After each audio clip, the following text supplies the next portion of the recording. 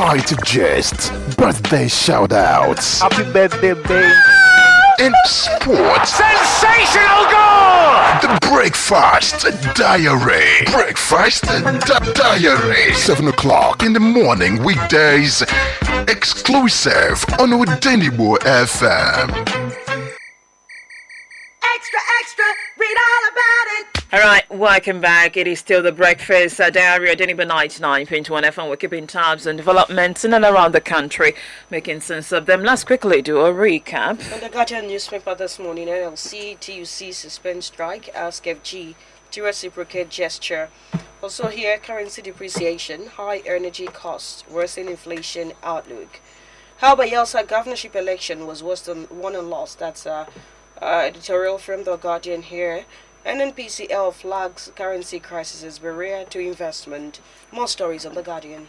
All right, on the Sun, Labour reaches truce with FG suspends strike. One of the hottest topics this morning, if not the hottest. Junkers host the communities to get 5% of operating costs.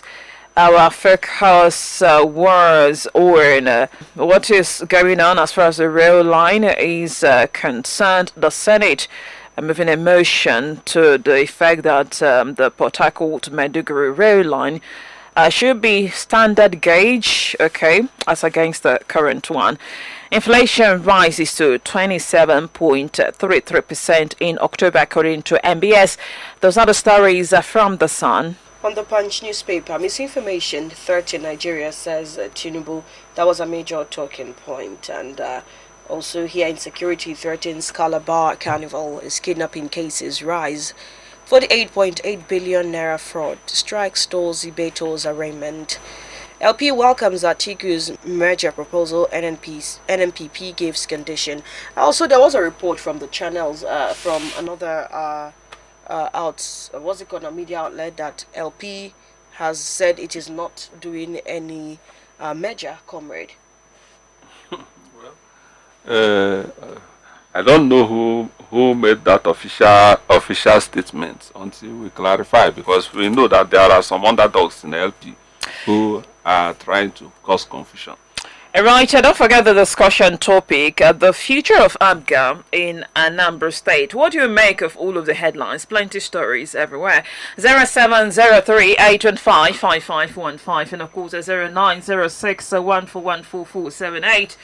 My name is Njidaka Chisem Chinedu, co-anchor is here, as well as our analyst, comrade Aloysius Atta. Let's hear your post this morning. Good morning. Good morning, my lady Njidaka. Welcome. Good morning. Good morning. My brother Aloysius Atta, good morning to you. Morning. I'm Val from Onitsha this morning. Let's hear you. My lady, I want to start by, I don't know how to put it, but I think majority of Nigerians will be doing the same path with me if I say that the NLC and the GATA have finally on the last note disappointed Nigerians finally. I don't know. The GUC president, because I know the NLC president was not in the meeting, in the Zoom meeting, though he was represented by the national secretary of that meeting. First of all, I want to align my thoughts with those that are saying that they planned the strike, or they already began strike that lasted for only 2 days, was a well-thought one. I want to disagree with my brother there who said that the strike was not to be in the first instance. Remember, we are talking about the national president of a particular organ of a particular association, and not a one-man show. That Joe Ajero went to Imo State to do a sort of demonstration. He was doing it on behalf of the Nigerian workers, and not particularly for Imo State alone. And you see how Imo State particularly has been recalcitrant in handling issues when it comes to national security.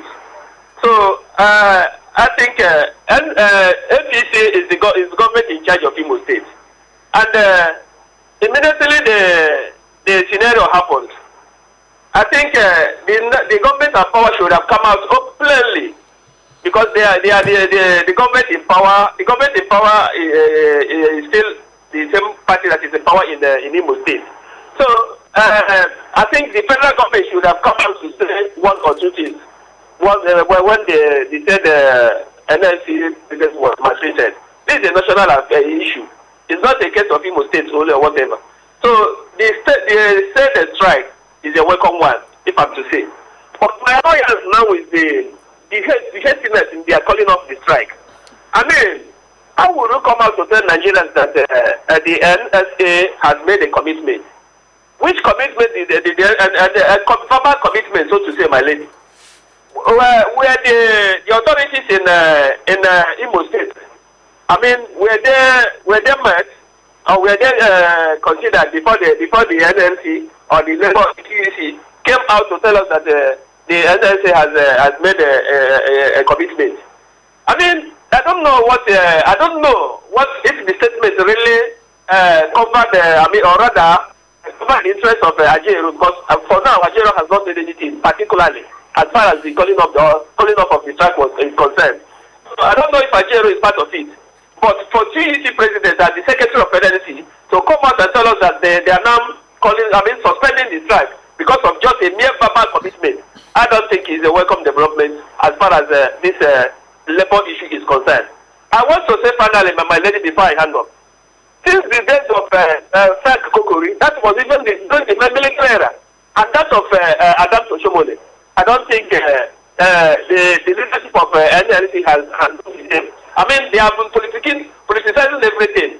I don't know if this particular regime of NLC, they are finding favor, or they are using their position to find favor from the government of APC. I don't know what their intentions are. But as far as the majority of Nigeria are concerned, they are not playing the right path. We don't trust them any longer. And by virtue of calling off this particular strike, that everybody deems that this is the right opportunity they have, I mean, to bring government down. In as much as we believe that the interests of Nigerians majorly were not covered, but still, I thought personally that with this, they will now bring up another template holistically, I mean, to the table to the round table, so that government will give them a listening ear. But for them to just come out and call off the strike, just anyhow, without seeking the concerns of the parties that are involved, I don't think it's a welcome development. So to me, the strike shouldn't have been suspended in any way, in any ramification. They should have continued with it, so that government will be serious with them. My lady, I do want to get you. No, you've spoken at length. Thank you so much. Thank you. Your points are noted. Hello, good morning. Good morning, Jideka. Welcome. Good morning, Chief Roman Comrade. Good morning. My name is Henry. I'm calling from here this morning. Go ahead. I want to talk the issue of a statement related to APGA, about the future of APGA. I want to say that APGA may come in return as the Soludo will go for a second term, because let me tell you one thing. Indirectly, Nigerian electoral law has been amended. From 2015 till now, tell me one governor or president that did not rule second term 8 years. They are making automatically 8 years. They have amended it. So that is the reason why APGA will win for the second term, to make it 8 years. That is automatic ticket. Even the reason why Bayelsa, APC will not win Bayelsa is because it's a re-election. If that is new election, the APC have decided to make Nigeria one-party nation. And they are very serious about it, and nothing anybody can do about it. As a matter of fact, what is the difference between APGA and APC? They are just the same people, the same corrupt people, the same ideology, no different. When those who say that APGA, APC is Anambra State, where is the reason? Insecurity is in Anambra State, no good road, nothing. All these people are interested in their interests. Okay, now I heard that one of the reasons that the governor of Anambra State did not build more of those in Anambra State is that if they build the road now, people may forget in a hurry before the election. He want to make it wait for the election. 6 months before election, we will start building the road, so it will be fresh in the memory of the people. And the road, the people can go ahead and die in the road, go to where the road, no way to run, nothing to run about. People are falling and people are dying as an accident. And you don't care what they are interested in, that their interest. If you do the road now, people will forget it before the the 2025 election. So 6 months before the election, you will start with it. So it will be fresh in the people more. Have you seen the kind of people that are ruling? We know fully well that our vote does not count. So they are interested in their friend. When the test where Soludo in, he came to Iowa here. This is a place called the Pala Junction.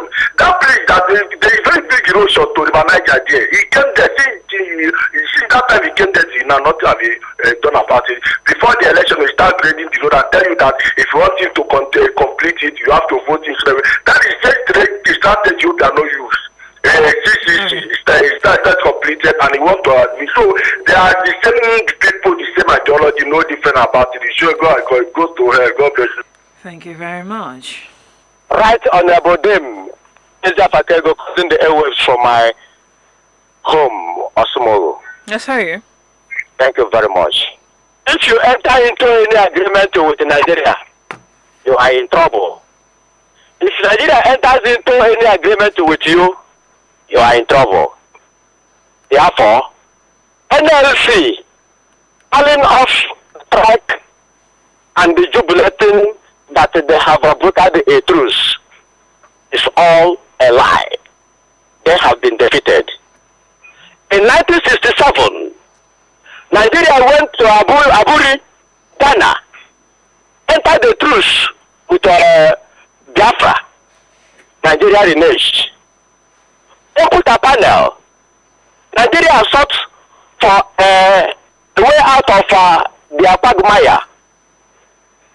Every other document was concluded, arranged, put up to Nigeria. It was swept under the carpet. Abacha came, brokered the truce, went forward for Nigeria. Documents written and presented to Nigeria. It entered in fiasco.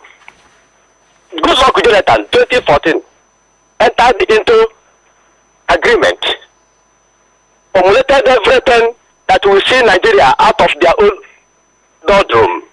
It was swept under the carpet.